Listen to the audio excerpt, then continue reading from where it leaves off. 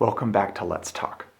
I hope you're able to take some time to let the last video's point sink in. That is, one of the most important steps in helping others involves the work we do for ourselves first. And that ultimately, this is fantastic news. That this is something that we can grow from ourselves and are appropriately in control of. And that this important work we do is ultimately the best way we can be there for someone else. So with that in mind, let's work on one of the most important first steps. This is the simple but powerful concept of the importance of fully accepting ourselves so that we may fully accept others. Now we'll talk more as the series unfolds about why it's so important to be able to accept others if we want to help them.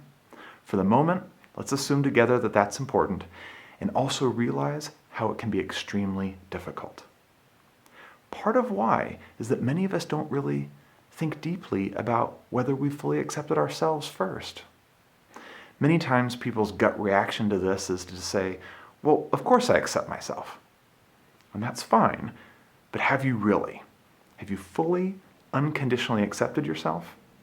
You're totally comfortable with who you are, the choices you make? You're able to avoid any self-judgment or guilt and blame? Well, don't worry. By exploring some of this work and ways to fully accept others, you will be able to self-reflect and better fully accept yourself. So as we go through these steps, be sure you're able to apply them to yourself as well as others.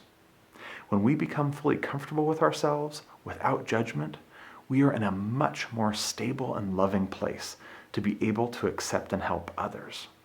We avoid bringing in all of our own baggage and fears and anxieties into this struggle with the other person. So shedding ourselves of all those things puts us into a position to be calmly and lovingly present in the moment to help others.